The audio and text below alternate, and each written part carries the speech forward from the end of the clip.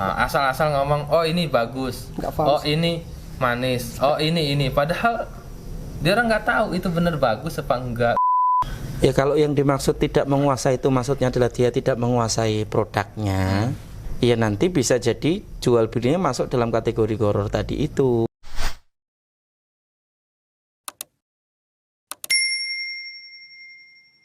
Masih di perniagaan ya kan.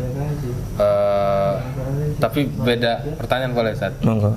Ini kalau misalnya istri kita membantu kita dalam berdagang itu seperti apa Ustaz? Itu termasuk istri kita sedekah kah, atau itu malah jadi zolim ini suaminya, atau gimana Ustaz?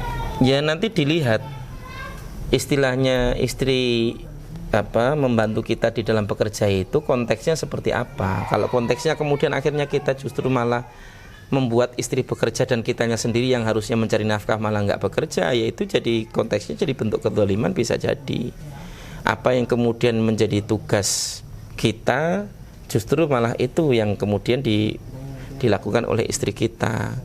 Padahal kan yang harusnya bekerja mencari nafkah itu adalah laki-laki, suami, begitu, bukan istri. Itu maksudnya ini loh Ustaz, bantu bisa berdagang kan namanya di pasar atau apa. Kadang-kadang kan kita nggak bisa sendiri. Nah itu kadang-kadang dibantu sama istri kita, itu gimana? Ya kalau memang dia suka rela membantu, kemudian memang juga istilahnya produk-produknya memang mungkin misalnya produk-produknya lebih ke perempuan gitu ya, produk-produk wanita yang kadang-kadang kita sendiri mau menjelaskan itu agak rikuh gitu kalau kemudian terkait dengan dagangan. Makanya kadang-kadang kita minta bantuan istri yang itu juga tidak mengganggu pekerjaannya yang terkait pekerjaan asalnya, yaitu mengurus rumah dan juga mengurus anak-anak. Ya insya Allah sih tidak ada masalah selama kita tidak memaksakan. Memang itu betul-betul atas kerelaan istri membantu kita misalnya. Atau mungkin karena terkait dengan misalnya ketika kita niaga tadi itu daripada di rumah juga mungkin malah istilahnya khawatir misalnya, kemudian kita ajak dagang, tapi di sana juga kita sebenarnya yang berdagang, cuman kadang-kadang istri membantu kok pas lagi kita sholat misalnya kan. Yang seperti itu insya Allah tidak ada masalah. Cuman yang memang ada beberapa yang perlu diperhatikan. Satu, bagaimana kemudian menjaga istri kita dari fitnah, ya kan, supaya kemudian dia terjaga auratnya, terjaga privasinya, yang kalau kemudian dia butuh privasi, ya kan. Kemudian kalau misalnya ada anak-anak berarti tetap bagaimana kemudian bapaknya dagang, kalau bisa ibunya tetap fokus ngurusi anaknya kalaupun ikut ke pasar. Jangan kemudian bapaknya dagang, ibunya dagang, anaknya diumbar. Itu kan juga masalah yang kemudian seringkali didapati. Dititip ke siapa? Dititip.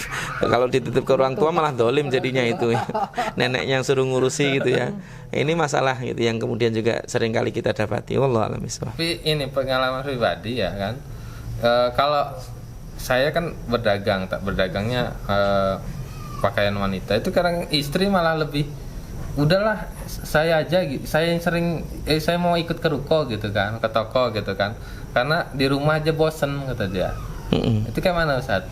Ya kalau memang kita izinkan dan memang di situ mungkin pelanggannya banyak wanita misalnya, terus kita juga nggak mungkin banyak berinteraksi dengan wanita juga, dan memang produknya yang lebih memahami juga istri kita, ya sebenarnya nggak ada masalah. Cuman ya tadi tetap berarti kalau begitu pekerjaan terkait dengan anak-anak dan rumahnya juga harus selesai terlebih dahulu.